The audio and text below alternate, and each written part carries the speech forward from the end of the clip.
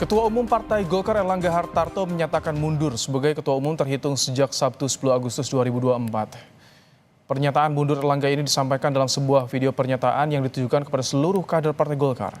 Usai menyatakan mundur, Erlangga juga menyinggung kedewasaan Partai Golkar yang akan menyiapkan mekanisme pengganti Ketua Umum baru sesuai ADART Golkar.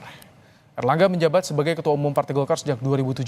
Kemudian pada Munas Golkar di Jakarta 2019, kembali mengukuhkan Erlangga sebagai Ketua Umum Golkar untuk 2 periode.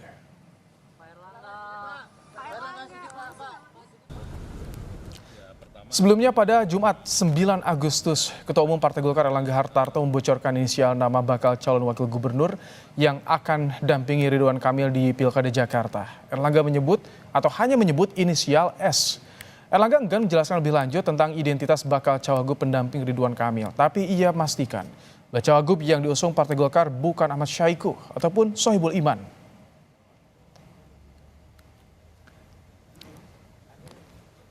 Cawa Erlangga siapa? Pak RK. Pak RK. Saya nggak maju, jadi nggak punya wagub. Cawa RK siapa, Pak? Sudah ada. Siapa inisialnya, Pak? Sementara inisialnya S. S. Haiku gitu, Pak. Dari gimana, Pak? Ibu atau Pak Ibu? Inisial S. Dari internal. Tapi jawaban yang tadi none of the above. Dalam perjalanannya sebagai Menko Perekonomian, Erlangga pernah diperiksa Kejaksaan Agung sebagai saksi kasus korupsi pemberian fasilitas ekspor minyak sawit mentah pada saat terjadi kelangkaan minyak goreng sepanjang bulan Januari 2021 sampai Maret 2022.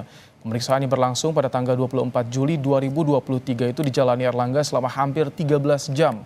Pemeriksaan Erlangga kala itu untuk pengembangan penanganan perkara tersangka Indra Sari Wisnuwardana yang merupakan Dirjen Perdagangan Luar Negeri Kementerian Perdagangan. Saat itu, Kejagung memandang perlu memeriksa Erlangga dalam kapasitasnya sebagai Menko Perekonomian terkait tugas dan tanggung jawabnya yang dalam mengatasi kelangkaan minyak goreng.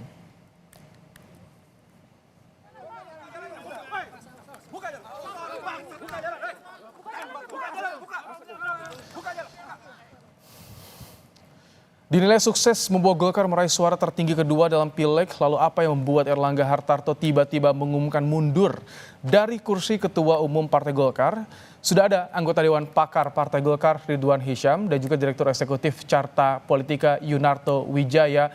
Selamat petang, Bang Ridwan, Mas Toto. Selamat petang. Selamat petang. Baik, sebelum berlanjut dialog, kita akan simak dulu pernyataan Ketua Umum Partai Golkar soal pengunduran dirinya dan juga kontribusi di Pilpres 2024. Dalam Pilpres yang lalu, kita berhasil memberikan kontribusi besar dalam kemenangan pasangan Bapak Prabowo Subianto dan Mas Gibran Rakabuming Raka. Mereka akan melanjutkan kepemimpinan negara sebagai presiden dan wakil presiden periode 2024-2029. Selanjutnya, untuk mempercepat lagi langkah kita ke depan dalam memajukan seluruh bangsa Indonesia. Dan ini sedang menuju pilkada nih Bang, apalagi Jakarta kan lagi ramai-ramai juga. Ini gimana?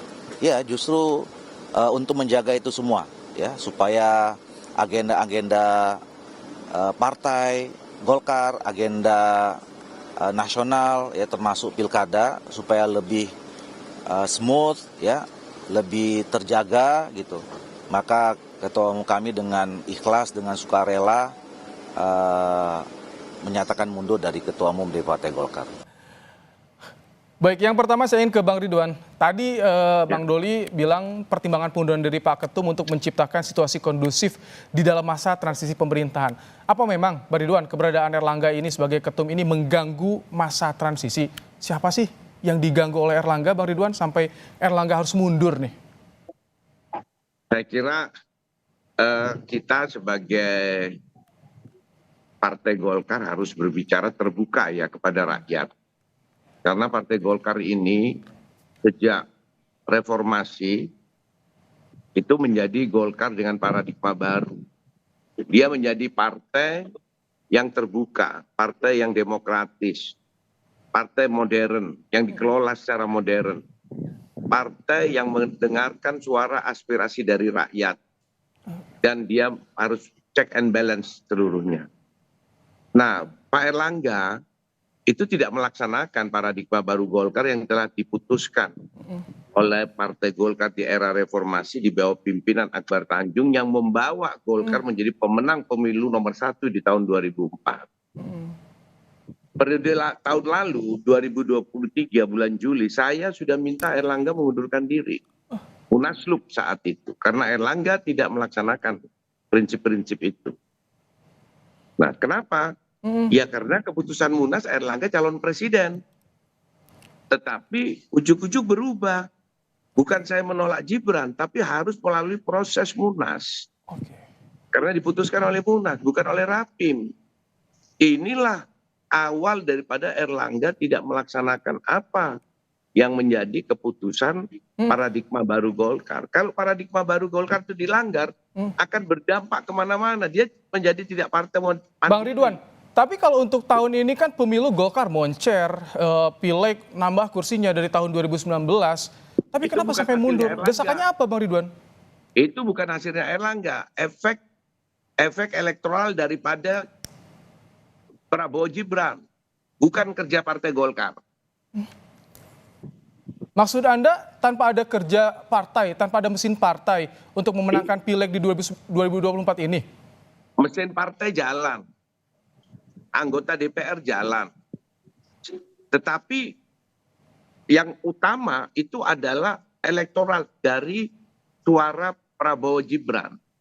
Itu bukan dari kerja partai. Kerja partai mulai dari awal sudah saya kritik.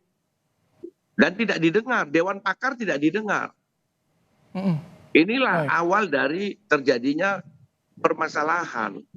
Sehingga Pak Erlangga memakai manajemen tertutup. Dia tidak terbuka. Fraksi Partai Golkar sejak dilantik 2019 sampai hari ini baru sekali rapat. Saya ini kan anggota fraksi Partai Golkar. Oke, baik. Di mana keterbukaannya? Sudah saya ingatkan.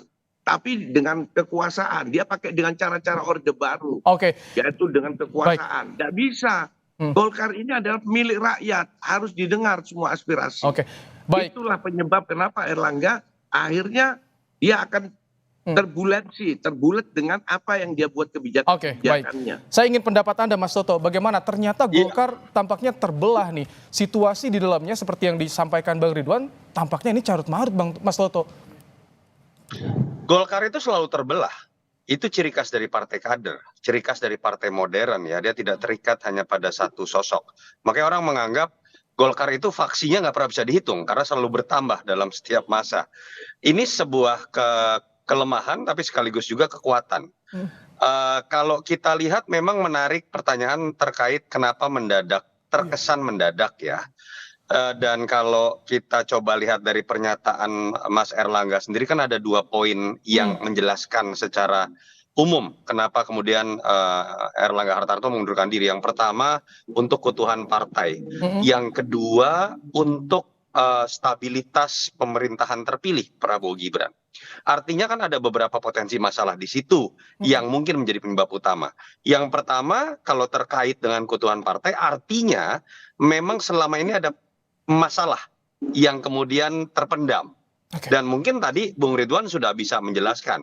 Walaupun mungkin faksinya pendukung Mas Erlangga akan membantah.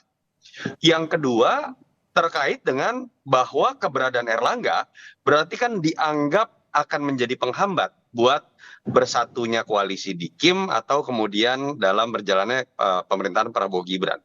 Tapi apakah 2 hal itu cukup? Menurut saya tetap jadi pertanyaan. Andai kata pun ada masalah. Katakanlah kita tinggal sekitar 5 bulan lagi menuju Munas yang dikatakan akan dilakukan di bulan Desember. Kalau betul terjadi sebuah problem kepemimpinan di internal dan kemudian tidak adanya restu kekuasaan pemerintahan dan koalisi Prabowo Gibran terhadap Erlangga, kan notabene kita udah bisa nerka nih, Erlangga pasti kalah kok andai kata maju kembali pun dalam Munas. Kenapa tidak tunggu itu saja kan? Jadi Anda membaca, Mas Toto, sorry saya potong, Anda membaca dengan mundurnya Erlangga ini ada tekanan di luar seperti tadi. Enggak, saya belum selesai makanya Mas Ibrahim. Baik, saya pengen silakan. masuk. Kalau kemudian ada sebuah situasi pada saat Munas yang harusnya bisa menyebabkan Erlangga tidak maju kembali atau akan kalah. Lalu kenapa harus sekarang? Kan pertanyaan itu yang paling menarik kan. Biasanya dalam pola-pola seperti ini memang ada sebuah kasus yang membebani dirinya, yang notabene akan menjadi masalah partai kalau tidak dilepaskan dalam waktu cepat. Dan ini jadi menarik nih, nyambung dengan berita yang tadi dikeluarkan oleh Kompas terkait dengan pernah adanya pemeriksaan terhadap Mas Erlangga terkait dengan minyak sawit 2023. kelangkaan minyak goreng. Dan kita apakah bisa mengarah ke sana? Waktu yang akan menjawab. Tapi itu jadi menarik juga. Apabila betul dalam beberapa hari mendatang ternyata ada sebuah kasus hukum, pertanyaannya kan jadi dua cabang nih. Iya. Apakah memang karena proses penegakan hukum yang wajar? Kalau itu yang terjadi, memang langkah tepatnya Mas Erlangga mundurkan diri. Tapi kalau memang ini ada unsur politisasi hukum, karena menginginkan sebuah tujuan tertentu, misalnya memasukkan sosok tertentu nanti menggantikan Erlangga, entah atas nama restu kuasa atau apapun, itu yang berbahaya buat alam demokrasi. Karena artinya akan ada sebuah pola baru, pengambilan keputusan strategis di partai itu bisa serta-merta itu ditentukan dari atas eksternal partai, dan itu bukan hanya tentang Erlangga dan Golkar, tapi itu berbicara mengenai terhambatnya sistem kepartaian modern seperti Bang Ridwan jelaskan. Moga-moga tidak seperti itu, tapi itu dugaan ya. Baik, Bang Ridwan, kalau misalkan banyak spekulasi yang muncul, ada yang orang lain yang ingin menenggelamkan Erlangga di Golkar untuk mundur dari ketua umum, itu bagaimana menjawabnya? Karena 2 hari lalu kabarnya Anda juga menyebutkan ada 3 kelompok nih Bang Ridwan yang mendesak Munaslup. Siapa mereka? Jadi gini, ya saya jangan ditanya 3 kelompok itu siapa. Saya kira pers juga sudah tahu semuanya itu, tidak perlu saya yang menyebutkan. Ada orang dalam, ada orang luar. Cuman saya mau mengklirkan saja orang dalam, orang luar. Orang dalam, orang luar, dalam artian orang dalam itu adalah orang yang ada di dalam kepengurusan Partai Golkar. Baik itu di DPP, di Dewan Pakar, Dewan Penasehat, ormas-ormas pendiri, ormas pendukung, itu orang dalam. Di struktur. Orang luar itu kader Golkar juga, tapi dia tidak duduk di struktur. Nah, 3 kelompok itu ya ada orang dalam, ada orang luar, menurut saya begitu. Nah, tetapi tadi saya mau menanggapi Mas Yunianto. Jadi kalau dibilang dikaitkan dengan kasus hukum, Golkar pernah menghadapi masalah seperti ini. Di era Akbar Tanjung ada politisasi Bolugate. Tetapi ketua umum Partai Golkar karena memegang paradigma baru Partai Golkar, kita hadapi semuanya itu. Kita tidak terpengaruh dengan arus itu, dihadapin. Akhirnya apa? Akhirnya lepas dari kasus hukum dan kita menang nomor 1. Nah, ini tidak dilakukan oleh Pak Erlangga sejak Juli. Sudah saya ingatkan, saya datang ke kantornya Pak Erlangga, bertemu dengan Pak Erlangga 4 mata. Saya sampaikan semuanya, ini paradigma baru Partai Golkar. Anda harus maju terus. Ya, ambilnya separuh-separuh. Dia mau pegang jabatan tapi tidak mau resiko. Tidak bisa. Politik itu ada resiko. Kalau berani jadi ketua umum ya berani dengan resiko. Dan menegakkan paradigma baru Golkar. Kalau separuh-separuh akan terlibat nanti. Dia habis dengan turbulensi yang terjadi politik itu. Karena politik kan perubahannya sangat besar. Baik. Nah itu. Mas Toto, ini kan Erlangga sosok sebagai menteri kepercayaannya Pak Jokowi nih. Banyak sekali prestasi yang disampaikan ke Menko juga kepada Jokowi. Termasuk di Pilpres kemarin. Dan bahkan di Pilkada juga menawarkan Kaisang jika berminat maju di Jakarta. Apakah Anda melihat keputusan mundur Erlangga ini ada juga andil Jokowi? Ya menariknya begini ya, memang kalau kita lihat sepak terjang Erlangga ketika jadi di 2019 agak berbeda. Misalnya dengan kemenangan Setia Novanto atau ketua-ketua umum sebelum seperti Abu Rizal Bakri itu biasanya melalui pertarungan keras. Mas Erlangga itu kalau kita ingat 2016 sebetulnya sudah ikut dalam pertarungan menuju ketua umum Golkar di Bali, tapi suaranya sangat kecil. Pertarungan keras saat itu antara Ade Komarudin dengan Setia Novanto. Dan kita tahu 2019 paling tidak di bisik-bisik belakang itu kan orang tahu ini restu Jokowi. Dan memang semua orang tahu Mas Erlangga ini orang dekat dengan Jokowi. Artinya memang dia jadi ada unsur lebih kuat nuansa top down-nya. Dan memang menjadi tugas berat, biasanya yang dititipkan dalam konteks top down menjadi ketua umum, itu belum tentu mengakar. Yaitu Bung Ridwan yang bisa menjelaskan seberapa mengakar. Sehingga tidak salah juga spekulasi, ada orang ditempatkan dari atas tiba-tiba jadi ketua umum, dengan mudahnya juga dia dicabut. Siapa? Ya paling mungkin adalah pihak yang juga menempatkan Oke. sosok beliau gitu. Itu logikanya seperti itu. Dan itu yang menurut saya akan terjawab dengan waktu. Siapa yang paling berkepentingan kan sudah terdengar lah, Mas Ibrahim, Bung Ridwan tadi udah mengatakan, pers juga tahu, masyarakat juga sudah tahu nama yang akan muncul, siapa yang akan menjadi PLT. Dan Iya. paling mungkin adalah kita akan menerka siapa yang ada di belakang ini kan adalah bagaimana nanti nama yang akan menguat di dalam Munaslup. Misalnya kalau orang menerka nama Bahlil, orang pasti akan menduga di belakangnya ada Pak Jokowi karena Bahlil adalah orang dekat Jokowi. Akan berbeda kalau misalnya Agus Gumiwang, mungkin yang dianggap paling berpengaruh di situ adalah Pak Prabowo karena Pak Agus Gumiwang dekat dengan Pak Prabowo. Tapi poin saya terlepas kemudian dari kasus Mas Erlangga, andai kata terjadi munaslup pemilihan dalam waktu cepat, pastikan memang yang terpilih itu bukan sekedar titipan kekuasaan. Golkar akan semakin jauh dari apa yang disebut partai modern. Baik, Bang Ridwan, kemarin hari Jumat Erlangga bilang sebut inisial S untuk wakil RK di Jakarta. Apakah mundurnya ini ada hubungan dengan tarik-menarik di pilkada, cagup pilkada, atau nanti bagaimana kalau Erlangga mundur ada PLT, keputusan pilkadanya bagaimana nih? Ya, kalau keputusan pilkada itu kan kita tahu bahwa KPU pendaftaran terakhir tanggal akhir bulan lah, 28 atau tanggal berapa Agustus. Ya kita harapkan bahwa Golkar harus sudah mendapatkan Ketua Umum definitif 2024-2029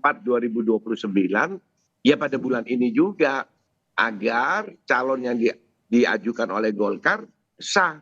Kalau oleh PLT tidak sah karena harus definitif.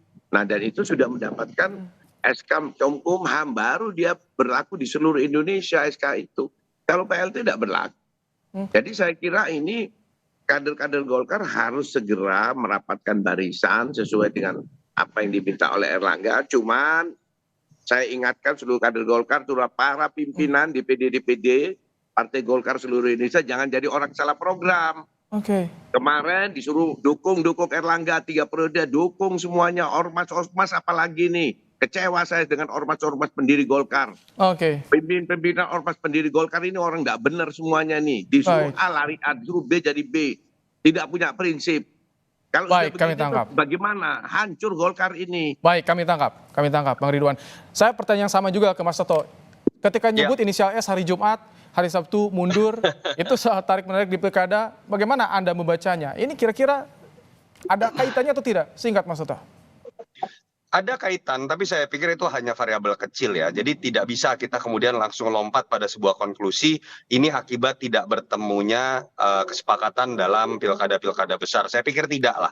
Bahwa kemudian di situ ada perbedaan sikap yang sempat mengeras antar dua partai terbesar di KIM, iya. Saya melihat jauh sebelum itu sudah ada masalah. Karena kan isu mengenai Munaslup jauh sebelum terkait isu Ridwan Kamil atau Airin dengan Androasoni misalnya. Dan kalau misalnya pun dugaan ini terkait itu juga ada gitu kan. Jadi saya melihat ada hal yang lebih mendasar. Tapi saya berharap ungkapan Bung Ridwan lah menjadi penyebab utama. Bahwa karena memang ada dorongan dari bawah. Yang disadari atas kesalahan karakter kepemimpinan. Jangan sampai ini hanya karena rasa tidak nyaman dari kelompok tertentu yang merasa ada di atas partai, lalu sekarang ingin skenarionya berbeda. Golkar itu siapapun presidennya adalah partai besar. Jangan sampai kemudian Golkar ini terombang-ambing oleh setiap pergantian kekuasaan dan kemudian hanya mengikuti selera dari penguasa yang tentu saja nanti akan berganti. Itu sih catatan dari saya. Terima kasih Mas Yunarto Wijaya, Direktur Eksekutif Carta Politika, dan juga Bang Ridwan Hisyam, anggota Dewan Pakar Partai Golkar, telah meluangkan waktu di Kompas Petang sore hari ini. Terima kasih Bapak-Bapak. Yuk, mari. Usai jeda.